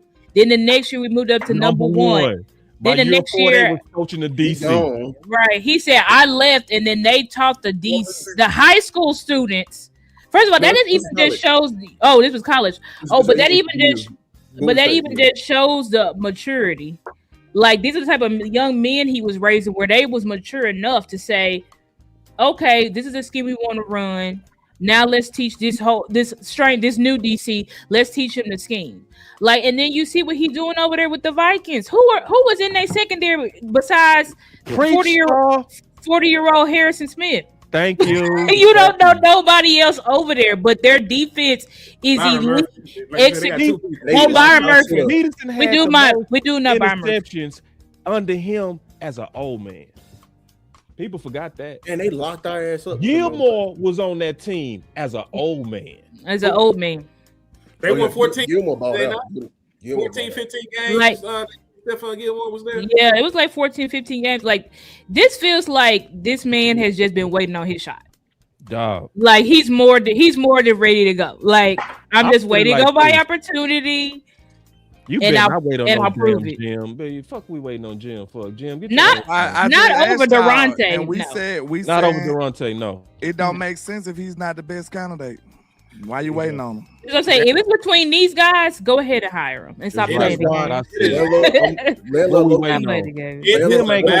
Jim ain't gonna have no stores sleeping in the cold. Shut your damn mouth, Jim. It is about the perception of the Dallas Cowboys who are making the hire. We can sit here and campaign for Daronte as much as we want, but they want to finish the hiring process. I think that's BS though. I ain't buying it because I seen y'all. I do not believe Jim Leonhard is that guy. I'm telling y'all, I think it's a load of malarkey because as soon as Jim comes out, he's going to outprice. He's going to outprice what we're offering anyway. Yeah, okay. From that standpoint, you 1,000%. We not finna outbid nobody. Hold on. Y'all just said it wasn't about the money. We just gave a nigga $4 million last year. That's him. It's not about the money. But Lou was a hot shot candidate. Lou, people fighting over Eberflus. We paid. Was it a bid and war for Eberflus? We paid part of his salary from the Chicago Bears for him to come over here. That's how he ended up with $4 million. That's just how crazy. You just explained to me how crazy Jerry is. Right. I'm just telling you, what I'm saying. I'm just asking you. Listen, I'm just asking you. Was it a bidding war for Flus? That's what I'm asking. No, but what I'm saying is this. What I'm saying is this. If they want you, they will pay you. Because they pay Dan Quinn ass too. That's true. Hey, well, look, and they won't Dan Quinn was a high killing it right now. He problem, though. Jerry want them, but Shotty wants somebody else. That's the problem. That's the problem. I'm just saying. No, am I wrong? I love what y'all saying. Like Shotty wants somebody and Jerry don't want somebody else. No, that you right on that. That's why they said Storm was impressed with Daronte. Walk with me. I'm saying that to say Jerry wanted Flus. Jerry ain't finna move mountains to get Shotty guy. That ain't what he doing. Ooh, he's so true. But is Leonhard Shotty guy? I don't think Leonhard Shotty guy. I think Leonhard was a front office guy and the popular guy that his name was floating around. I think Shotty want Daronte Jones. Yep. I think because when Shotty spoke about Leonhard, when Shotty likes somebody, he pumps them up. He got nicknames. He got nicknames for them and everything. Like he will let you know if I fuck with a player. Yep. He pretty much kept it as about as, nah, I don't talk to him, but he good. Shout out to him and Vance over there. But it was no like. And he still gave credit to Vance. Exactly. He gave credit to Vance. So it's like. I think Leonhard is a whale. He's a media whale right now. And the Cowboys are using that to buy back and sell back the thing. I'm done selling them on bullshit. Y'all, they run this team like a fucking business. They did it with Flores, and then it was time to interview Flores. Then they want to get all bullshitting. The culture, we're uncomfortable. And shit like that. Man, hold on, Bubba. We came here with that super chat. I didn't mean to cut you off. They said, I think Daronte is cooked chicken. His mentors being Vic, Dunn Capers, Lionel Vital, Zimmer, Marvin Lewis, Vance Joseph, Flores, etc. His current mentor right now is Vance Joseph. That's beautiful. Yeah, that's true. And listen, and I'll say that he's seasoned chicken. He's seasoned. Yeah, he's seasoned. He's seasoned. You seasoned the nigga. You ain't put him on the grill. You still ain't on the grill, bro. If you ain't coached, if you ain't coached, You is raw chicken. He like them soldiers that did the simulation of the war. He ain't really been to war yet. You are not the father. Flight simulator. What the fuck is that? The nigga in the flight simulator ain't flew no plane, man. The lie detector determined that was a lie. We got a war outside. The only plane this nigga that flew was on Grand Theft Auto. You want this man to fly a plane, It's man. like third draft picks, bro. It's third draft picks, bro. I ain't got to see you play in the league to know you that dude, bro. Come on now, damn, bro. And he's still a rookie when he come in. He's still a rookie when he come in. Come on now, we ain't doing that. You didn't need to see Panay Sewell, bro. Come on now. But was he still a Sometimes rookie? you see so much dopeness in college Well, that see, it's already he's no brainer before you ever put the cleats on. We ain't finna be that. We ain't finna be that anal on this dude, bro. This dude is ready, dog. Sometimes you ready for the league. And he's still raw chicken. I'm with y'all though, like, but we can't go away from the definition of what raw means. It's not. Yeah. Hold on. Y'all being I'm team with weapons y'all. again, I'm on man. It's y'all all side. like No, team I'm weapons, on We bro. your like the side. nigga. I'm on your I side. know, but man, I'm not liking y'all right now. This Y'all starting to this what piss I'm me trying off, to say. man. I'm with y'all. I'm on your side because I like how hard y'all fighting for him, because I just told you it got to be a guy that you really to put your life on the line about. For real. Because you putting the life of Dak Prescott's future in his hands right now. That's what you doing. Future on it, bro. I will put his whole future. Man, when I saw the LSU fans would want them back on the losing season, man, do you know how mean LSU is? Boy, say them LSU people was throwing bottles at us, bro. I had to put my helmet on, bro. Hey, I swear to God, bro, I'm coming out to LSU, bro. My coach say, put your goddamn helmet on. I say, what? He said, put your helmet on. He said, they throwing bottles at y'all when y'all walk out. I'm like, no, they not. I went out there, beep, beep. Boy, LSU is like demonic. They evil. So if he wasn't worth his salt on a losing season, they would have fried that dude. And they were saying, we want him back. In Louisiana? In Louisiana. Thank you, bro. Louisiana, power. I told you about LSU. Top SEC school. I told y'all about LSU, bro. Of coach, the governor picks the head coach over there, man. The governor picks the head coach. They different over there at LSU. This dude, and then this is what he said, bro. Because listen, this dude said I do curriculums. He don't teach. He does curriculums. That was so me too. Lesson plans. Lesson plans. He needs that shit. And his ability to be able to teach people based off of how they learn. Like, he likes to break down each player and say, okay, well, how do you learn? Okay, let me teach you like this. Like, you have to have the gift of teaching to be able to do certain stuff that he doing. Like, it has to just be in you. It can't really be. I mean, you can be taught to be an elite teacher, but I also think like teaching is a spiritual gift, say it in the Bible. So it's like he has this unique ability to be able to reach young men, meet them where they at, and relate complicated. Shout out to Lou. I watched Lou's scheme about the cover 4 quarters. And that scheme is beyond complex. It's like, what the hell is going on? The fact that Daronte is teaching no names, the most complicated scheme. to do that scheme at a high level, no names. Last year. Come on, man. Yeah. Come on, man. I'm gonna say one more thing about him, and I'm gonna shut up. I'm gonna say one more thing about him, because all I'm doing is you know how when you prepare for a sermon, it's in your spirit. If you ever taught the Bible, maybe you heathens never did. Wait a minute now. What he said, yeah. How days it make you? I plead the 1, 2, 3, 4. Hey, listen to me, bro. People got to realize that when he was sleeping in cars, and when he was sleeping on his desk, and when he was getting $1,000, and when he was at Hawaii only getting $300 every 2 weeks, people got to realize the whole time he had a way out. And his way out was literally to be a lawyer. LSU had on the table the whole time he was going through that, a scholarship for him to be a lawyer.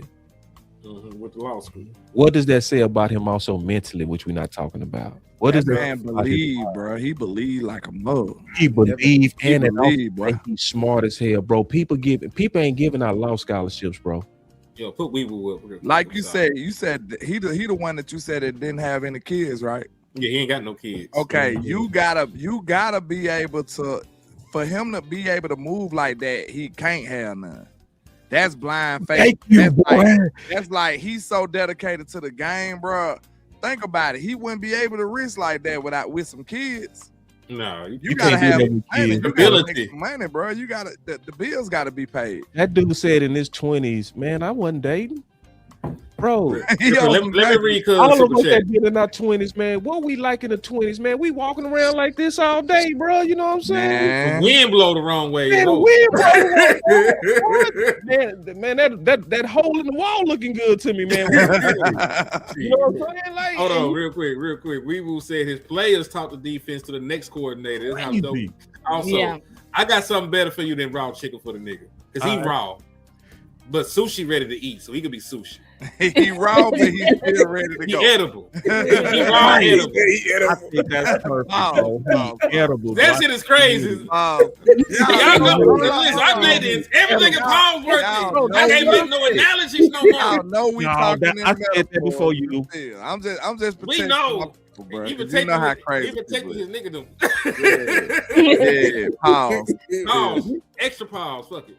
You just said it. Never mind. I'm gonna tell you after the show. I caught it.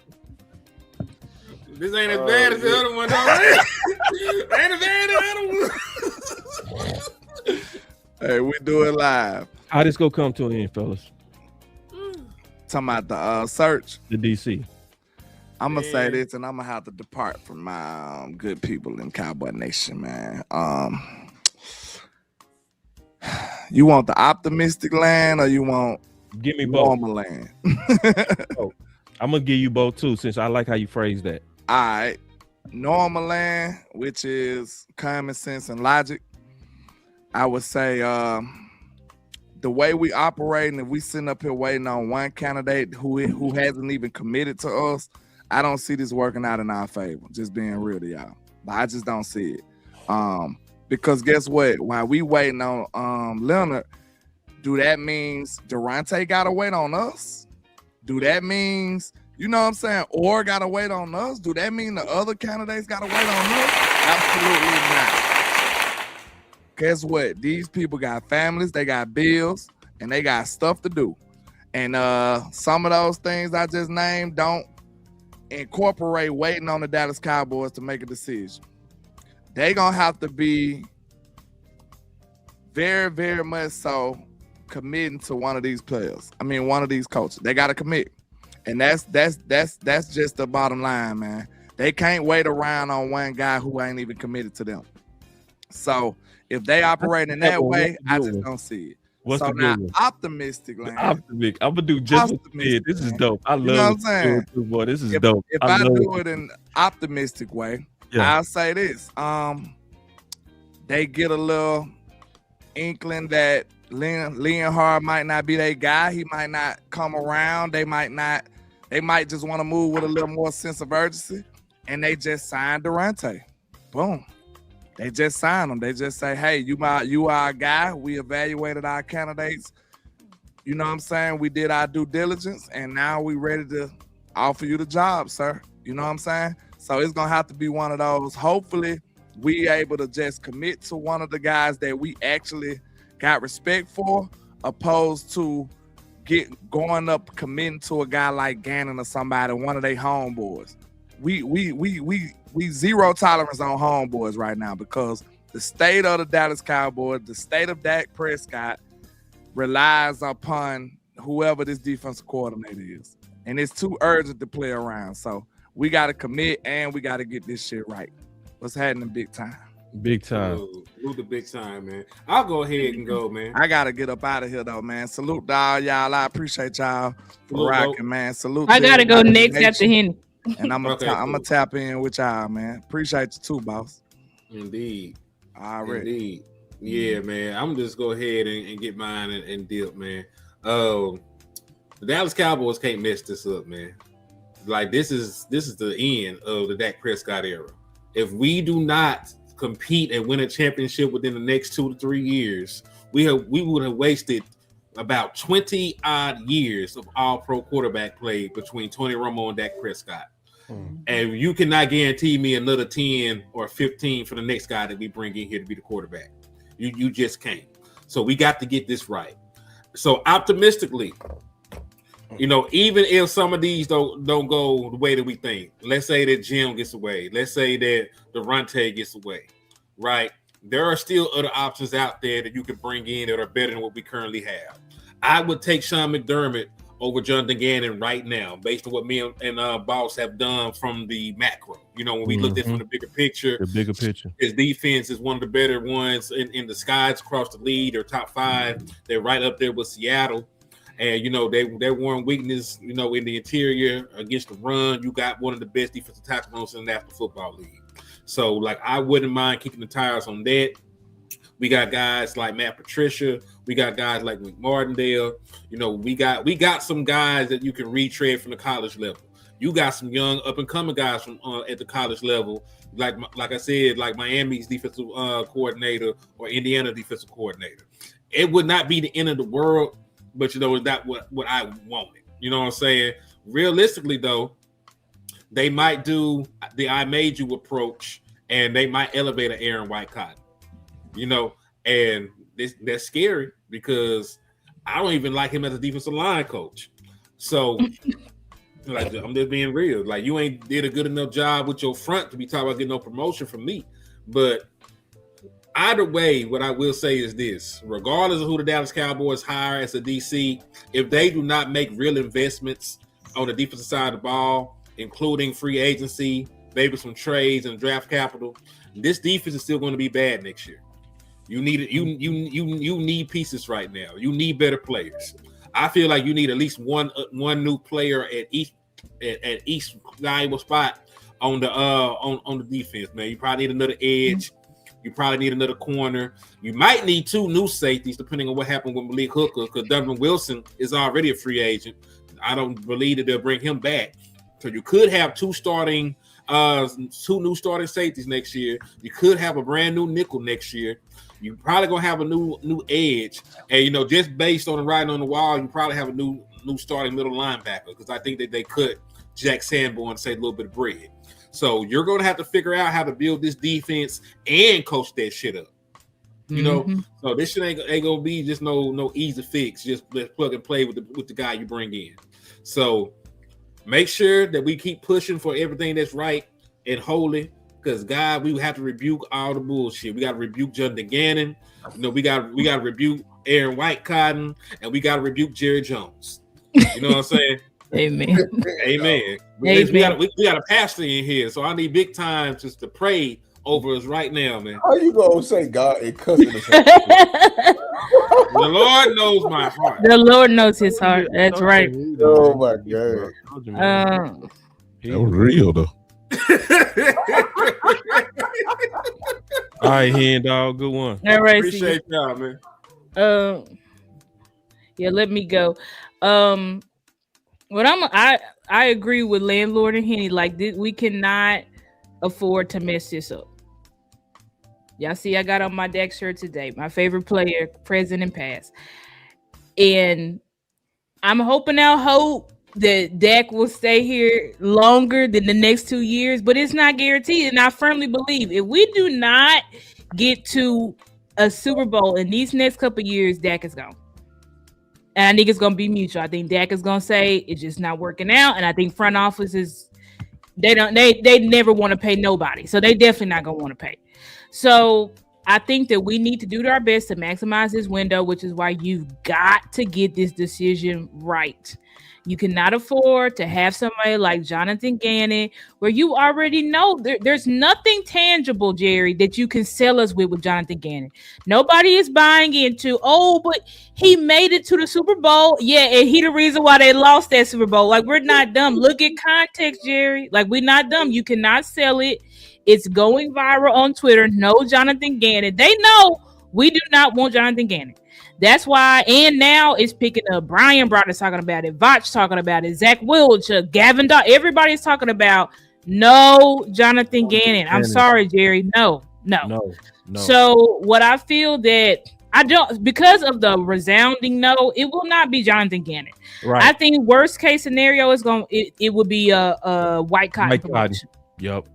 I think that's the worst case. If we get wiped out of our top candidates, they're not gonna put Gannon there because it's just like Kellen Moore. We all saying hell no. It would be too much blowback from the fans for them to do that, and you can't sell him. Yeah, you so can't sell him. So they're gonna try to sell, but they can sell White Cotton.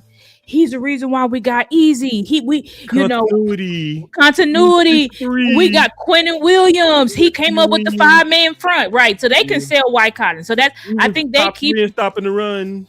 Exactly. So they're gonna exactly. They got White Cotton in their back pocket as their dark horse if they don't get who they want. But I definitely don't think at this point, because now all the local media, everybody's talking about it. It's not gonna be Jonathan Gannon. But I think best case scenario, once we wrap up this interview with Christian Parker, we make our decision. I'm hoping that if Shotty, I believe firmly that Daronte Jones is Shotty pick. So hopefully Shotty wins this battle and we have it announced that Daronte Jones will be and I do believe it will be Daronte Jones, but maybe that's just me being optimistic, and probably so. But I do think at the end of the day, Shotty, he's won every battle, and I just think that he's going to refuse to yield. I feel like he refused to yield on Booker. He refused to yield on Pickens. Now, because he's not yielding, is 2026 a pivotal year for Shotty? Yes, I do. And that's why I think Shotty's going to fight to the nail, because he knows everything is going to be riding on this year. But anyway, we got to get the pick right. I believe in you, Shotty. I've been tagging you every day. I believe in you. So fight for what you believe in, because we know 2026, if you don't get to the playoffs and get further, y'all going to welcome in Jason Witten. That's all I'll say. But anyway, that's my final word. See y'all. Thank y'all. Thank you, boss. Yeah, my final word is gonna be quick, because I gotta lay down because I've been driving all over Texas. But my final words is I pray is Daronte Jones. He's the best candidate. I'm so happy. I'm proud of Cowboy Nation. We officially put the mark of the beast on Jonathan Gannon. Yes. He's officially bad for business. I'm so happy for that. So it's not. I can firmly say it's not Jonathan Gannon. What does scare me? I feel like this will probably be the offseason that the Dallas Cowboys will finally meet karma when it comes to hiring. And this is what I'll explain it is. Them lying to us clearly about waiting for Jim Leonhard, which I believe they're lying, because I believe he has a market and he's going to outprice himself. And that's just literally what is the Cowboys love to sell? Hope. We're hoping for Jim Leonhard. And it's obviously not coming, and people can't see it. My thing I think is going to happen if we don't get Daronte is that they're going to try to bring in another set of guys in here. They're going to try to find the next Gannon. I feel like what can happen and how we can fix karma is that no one comes here, and we're forced to get like a very low of the totem pole higher because of the fertile grounds we have, the seeds we have planted. We're going to finally sow them in terms of us not being genuine up front and paying Shotty the low contract. Where I feel like the market of coaches is going to leave us by, just like how Eberflus got left behind in terms of the league. I think this will be the all season that the Cowboys front office will get left behind in terms of the league, just off paying, like I know they jumped at it and paid Eberflus $4 million. I don't think they're going to outbid the Giants, who just paid their their head coach $20 million, who is working with a big budget.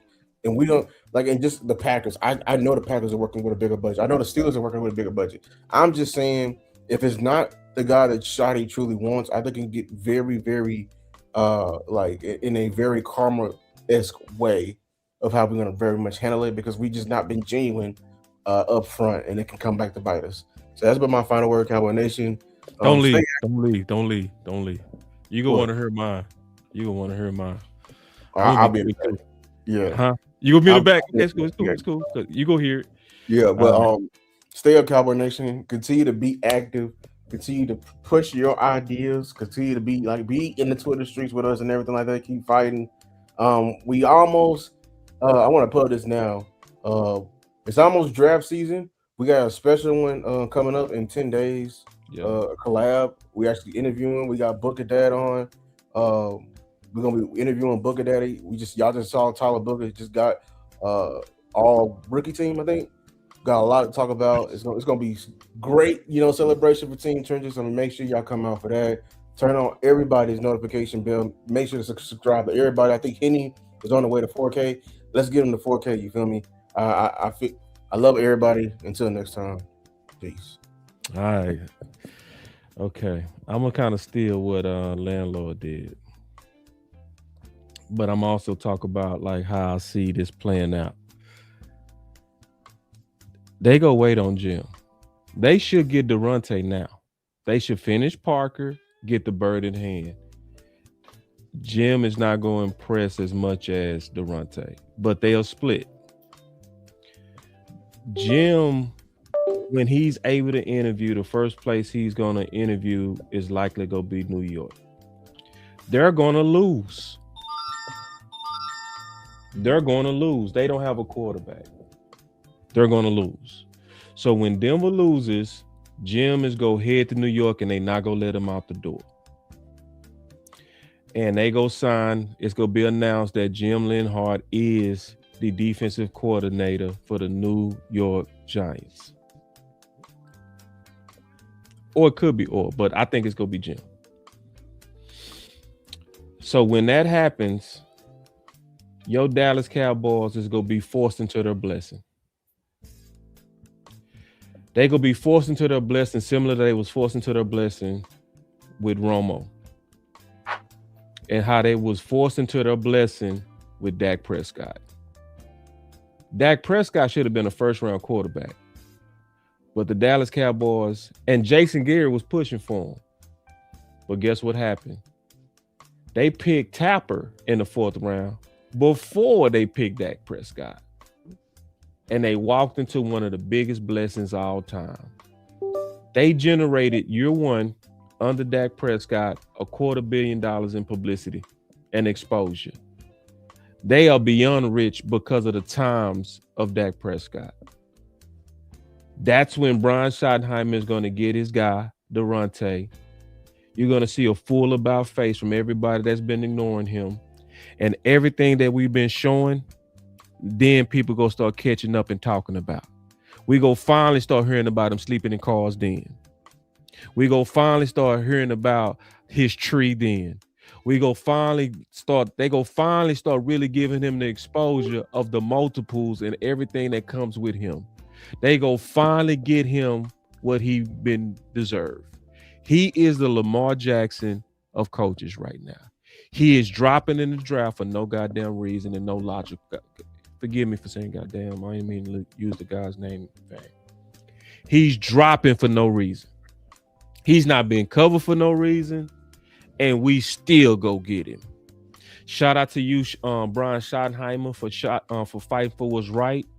I believe you go win this war like you won it with Booker, and your Cowboys is gonna have a chance to do something special, even though they do a whole lot of things to curse themselves. That's my final word, and I think that's how it's gonna play out. Before I get started, listen, I need everybody pause real quick. And for those that have joined late like I did, I need you guys to hit that like button. That's the first thing before you get out of here. Hit that like button. If you have not subscribed to HTM Sports, Landlord for Alabama, Stargazer Sports, at Lou's Takes, and I'm the Big Time Show coming in these last couple of minutes. Follow all of these people. This for us, this is our time where the DC Universe really cranks up the content. I'm quite sure you already know it. We're approaching draft season. There was no better team during the draft last year than us. I challenge anybody with the combined efforts, and there's many more names that I could call out that we were all a part of. I'm quite sure we're going to do it again this year. Follow all of us. If you don't like one, it's kind of like Baskin Robbins. You're going to find your flavor. Just join, just follow everybody. One ain't cooking one day, the other one will. So just join us. As far as this discussion goes, I really wanted to join in on when they were having fun about Daronte, but I'm kind of an order type guy. I come from the Army. I was in the Army for 8 years. Structure, Army, protocol, step by step. You don't skip any rungs on the ladder. Based off of that, this is what I believe, y'all. Listen to me. We got the East-West Shrine game that's getting ready to happen next week. We got the Senior Bowl that's getting ready to happen right after that. I don't want, this is me, you may want differently, this is me.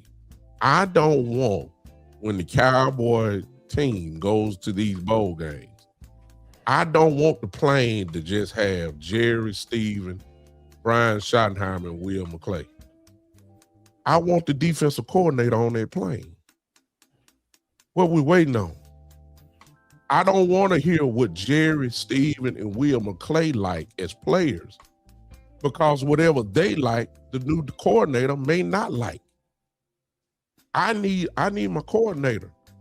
If we're gonna go down there as a staff, let's have a full staff. I'm just a guy of order. I'm sorry. That it makes sense to me. It just makes perfect sense. So I don't need the eye of Steven and Jerry taking over. And they don't, look, I don't need no accountant. I don't need no 81, 82-year-old man evaluating my talent. I need somebody that knows what they want for their system to go there. Now, that's the first thing. Second thing is, if this was a math equation, Daronte Jones is greater than Mr. Leonhard. Mr. Leonhard's name has been pulled up, not trying to say he can't coach. I'm not trying to say that he's not good. But what I am trying to say is, just because you don't think, if you're looking at something, call it as it is. Don't call it what you want it to be in order to knock down one guy to try to elevate your guy. And I got a feeling Starr was right. I believe whoever said that was Henny or whoever, I believe Leonhard is the choice of Jerry and Steven. But I believe more Steven than Jerry. But I believe Mr. Jones, Daronte, is the choice of Brian Schottenheimer. My question is, why do we always have to have Jerry and Steven insert they one coach on the staff for years? That's not order. The head coach coming in, let him pick his own choices.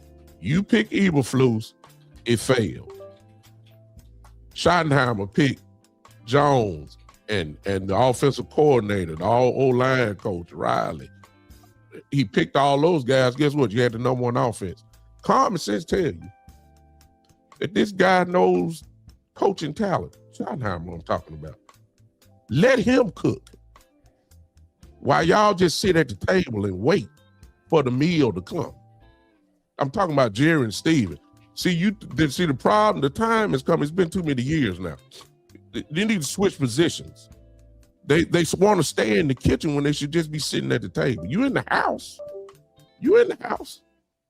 But you need to sit in the kitchen now. Let this young guy coach. We didn't know nothing about the offensive coordinator. We didn't know nothing about the offensive line coach. They never coached together. Schottenheimer has an eye. It worked. It don't go no higher than number one. They had the number one offense in the league in several categories. Here's my thing. Everybody is talking about Leonhard. 105.3, whatever, 3.5, the fan. They've already picked him. They've already done it. I agree with Boss 100%. I think the Giants are going to get him, and I can't wait for that to happen. Harbaugh has an unlimited amount of money to spend on coaches. That's something that's going to outbid Jerry from the top. That's good. Cool. Fine. That's what I want. I want the Giants to go get Leonhard. For those of you that want Leonhard, hey, I think he's a good coach. Here's the thing, about Leonhard and Jones, and nobody has said to me, Boss, and all of you that are watching. Here's the thing. See, we can't go against what we've said for years in order to highlight Leonhard. Here it is. Everybody talks about Leonhard because, see, he'll be a virgin too at calling plays from a defensive coordinator position in the league. Yeah, he's a position coach, but he ain't never called. He ain't never drove the car. So right there is they're equal with Daronte. Everybody act like Leonhard. Well, he was a defensive coordinator in Wisconsin. He was. But excuse me, Wisconsin didn't go nowhere in the Big Ten. That was Ohio State and Michigan. Every now and then, Penn State would peep their head in the door. Nobody was concerned about Wisconsin in the Big Ten. But Daronte was at LSU, right? The last time I checked, until the last 3 years, everybody said that the SEC was the greatest conference in sports. Every week, it was a dog fight. Every week in the SEC, every team loaded with NFL players. This dude, Mr. Jones, Daronte, LSU was always a power. Yeah, they had problems with Alabama, but who didn't have problems with Alabama? Stop it. SEC greater than the Big Ten Conference. And Daronte Jones was the coach of an SEC defense. Over Mr. Leonhard, there was a defensive coordinator that Wisconsin was going to the Holiday Bowl. Jones was going to BCS Bowl game. Stop it. It is what it is. If this dude is the best, he's just the best. So he would be a virgin, as I said. Mr. Jones would be, because he's a virgin. He ain't called it in the league. I don't know what Daronte Jones would do when the pressure get on the line.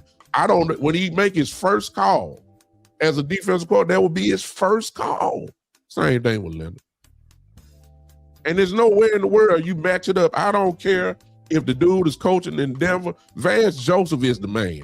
We got to stop acting like Leonhard is calling stuff. No, Vance Joseph is the man. Stop it. Leonhard is not. He does contribute to Denver. I get it. But Patrick Surtain been a dog all his life. Jim Leonhard ain't made Patrick Surtain. Surtain been a dog since he was in high school.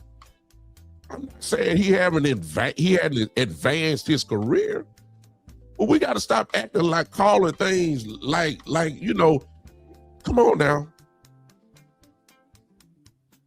Daronte Jones, did y'all just hear what these great content creators said? I know I'm going just a little long. But then y'all just hear what they said about Daronte Jones. This man ain't got no dating. He ain't dating.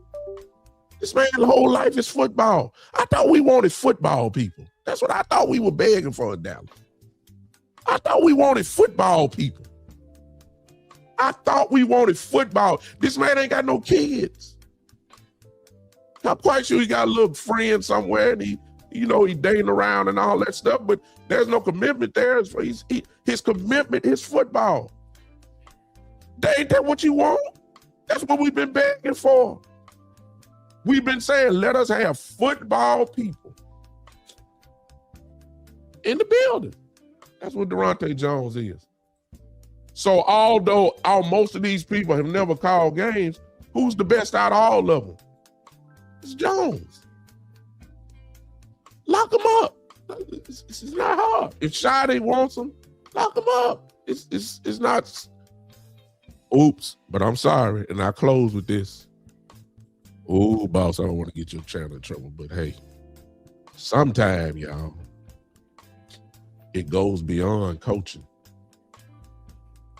There may be a silent reason why they don't want to hire him. I'll let y'all figure that out. Some of y'all already got it. I'm done.